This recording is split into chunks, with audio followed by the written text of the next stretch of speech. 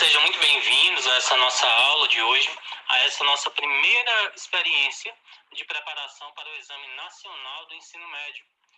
Então, nós teremos hoje uma aula de filosofia voltado justamente para o Exame Nacional do Ensino Médio. Meu nome é professor Israel Vital, sou professor da Escola Sérgio, professor de filosofia, e nós estamos aqui hoje para conversarmos um pouco sobre algumas temáticas que são próprias da filosofia e que podem aparecer para ti na tua prova do Enem, tá bom? Nós vamos usar a metodologia de refletirmos a partir da resolução de algumas questões.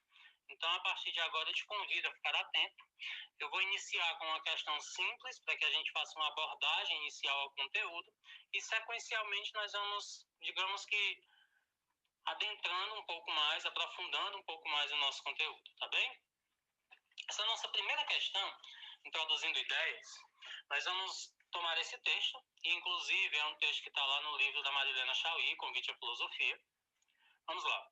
A palavra filosofia é grega, é composta por duas outras, philo e sofia. Philo deriva-se de filia, que significa amizade, amor fraterno, respeito entre os iguais.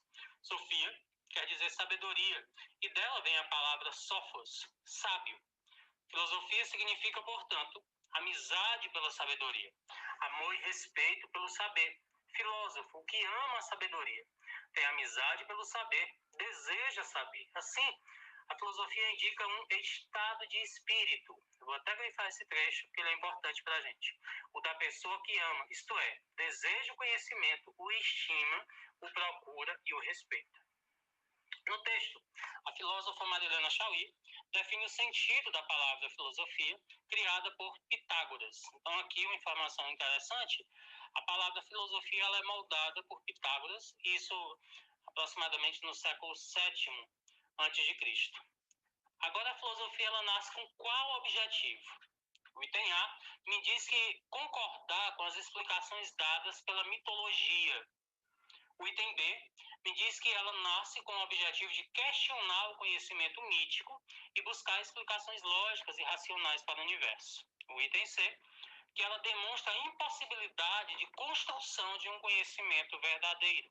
O item D, atenta contra os deuses e desenvolve uma sociedade sem crenças. Vamos analisar aqui essas questões. Perceba o texto, digamos que aqui é a nossa referência. O item dele fala de um atentar contra os deuses e desenvolver uma sociedade sem crenças. Nós percebemos que não há indicativos dentro do nosso texto que nos induza a este item. Já o item C demonstra a impossibilidade do conhecimento verdadeiro. A filosofia, ela, claro, não há um conhecimento absoluto na filosofia. O conhecimento ela é relativo. Contudo, é perfeitamente possível encontrar um conhecimento que ele possa se revestir de autenticidade, que ele seja válido. O item A, concordar com explicações dadas pela mitologia.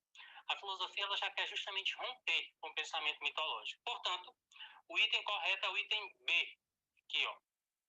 Qual é o objetivo da filosofia?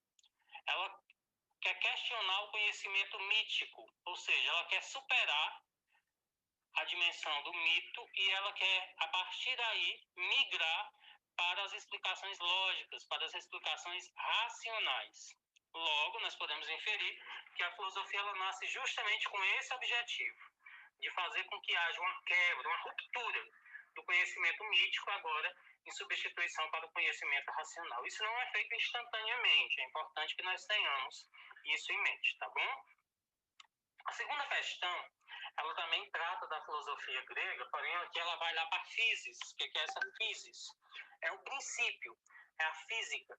A filosofia grega parece começar com uma ideia absurda, com a proposição: a água é a origem e a matriz das coisas. Aqui a gente já vai lembrar dos pré-socráticos, dos elementos da natureza.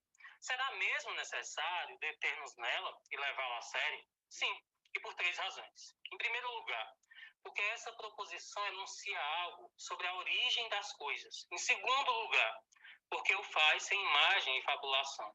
E, enfim, em terceiro lugar, porque nela, embora apenas em estado crisálida, está condicionado o pensamento. Tudo é uma unicidade. Nós saímos do contexto grego e nós vamos aqui para a realidade contemporânea, a realidade mais recente, o Nietzsche. O que, de acordo com Nietzsche, caracteriza o surgimento da filosofia para os gregos? Nietzsche é um filósofo que tem uma relação muito forte com a filosofia grega. Ele bebe do princípio da filosofia. O item A diz para a gente que o contexto do surgimento da filosofia para os gregos é de transformar, mediante justificativas, os elementos sensíveis em verdades racionais. Fora desse contexto do texto, nós poderíamos considerar esse item, mas veja que ele não nos é próximo do que o texto, do que o suposto nos indica. B. O desejo de explicar, usando metáforas, a origem dos seres e das coisas. Lembro a vocês que esse uso de metáforas, ele é próprio da mitologia, ele é próprio dos mitos, que é justamente o que a filosofia vem romper. D. A ambição de expor de maneira metódica a diferença entre as coisas de uma forma geral. Uma forma metódica, o que é que eu quero dizer com isso?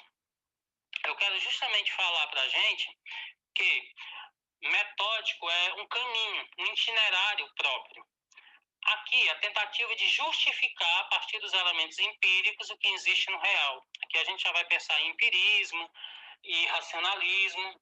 Mas vamos lá, qual dos itens a gente vai compreender aqui como item verdadeiro? Item C, galera, a necessidade de buscar de forma racional a causa primeira das coisas. Porque nós estamos falando aqui justamente do início da filosofia, de uma ruptura do mito e de uma tentativa de trazer agora a racionalidade, de sair da ideia de que os deuses criam o universo, de que os deuses modam tudo, e vir agora para uma dimensão racional, de dizer que as coisas existem porque há uma causa primeira, porque há uma causa inicial. Elas não existem do nada, elas não existem do acaso, mas há uma razão primeira, há uma causa primeira, tá bom? Então nós encerramos esse nosso primeiro bloco e daqui a pouco vocês já retomam o bloco seguinte. Valeu, meus queridos!